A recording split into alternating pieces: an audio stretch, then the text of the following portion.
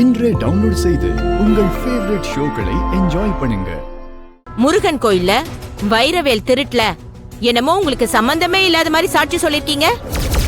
என்ன உங்க சம்பந்தம் இல்லாமலா என் வீட்டுக்கார அந்த வைரவேலை திருடினாரு?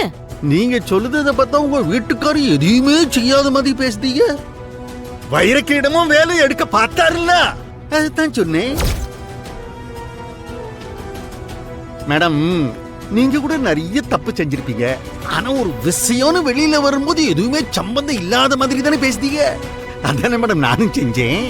ஆனா எனக்கு உண்மை தெரியும்ல, வைரவேல் திருட்ல உங்களுக்கும் சம்பந்தம் இருக்குன்னு நான் கோர்ட்ல சொன்னா உங்க கதை என்ன ஆகும்னு தெரியும்ல. சொல்லுங்க மேடம், சொல்லுங்க. நீங்க உண்மையை சொன்னீங்கன்னா நீங்க செஞ்ச எல்லாத்தையும் நானும் சொல்லிடுவேன். அது மட்டும் இல்ல, இன்னும் 2-3 சேர்த்து சொல்லிடுவேன். அது என்னுடைய ஹாபிட். அப்புறம் என்ன ஆகும்? நாம 2 பேரும் ஒண்ணு மண்ணா ஜெயிலுக்கு போகணும். நீங்க ஃபீமேல் ஜெயிலு, நான் மேல் ஜெயிலு. ஆனா நம்ம 2 பேருக்கும் ஒரே நேரத்துல தான் பெல் அடிப்பாங்க சாப்பிடுறதுக்கு.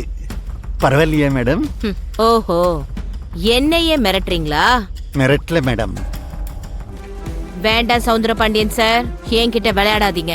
இன்னொரு தடவை இந்த மாதிரி நடந்துச்சு உங்களை நான் கொலை பண்ண கூட தயங்க மாட்டேன். மேடம், நீங்க கொலை செய்ய கூட தயங்க மாட்டீங்கன்னு எனக்கு தான் தெரியுமே. என்னையே நீங்க கொன்னுட்டா உங்க பிரச்சனை எல்லாம் தீர்ந்துடுமா? நம்ம 2 பேரையும் சுத்தல்ல உடுதானே அந்த சண்முகப்பைய, அவனை கொன்னாலாவது ஏதாவது பிரயோஜனமா இருக்கு. உங்களுக்கு யூஸ் ஆயிருக்கு, எனக்கு ஏதோ ஹெல்ப் பண்ண மாதிரி இருக்கு. அதை விட்டு போட்டு நீங்க என்னைய போய் மிரட்டிக்கிட்டு என்ன ரொம்ப சாதாரணமா எடை போடாதீங்க சவுந்தரபாண்டியன் சார். அவசியம் ஏற்பட்டா நான் அந்த சண்முகத்தையும் கொலை பண்ணுவேன்.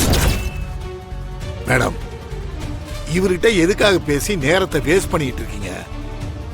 ரொம்ப முக்கியமான விஷயத்தெல்லாம் உங்க மகன் கூட சேர்ந்து டிஸ்கஸ் பண்ணணும். நமக்கு நேரம் ரொம்ப கம்மியா இருக்கு. போஸ்ட் லஞ்ச் கிளாஸ் எக்ஸாமினேஷனை எப்படி எதிர்கொள்ளணும்னு உங்க மகனுக்கு பிராக்டிஸ் கொடுக்கணும். முதல்ல வாங்க வாங்க.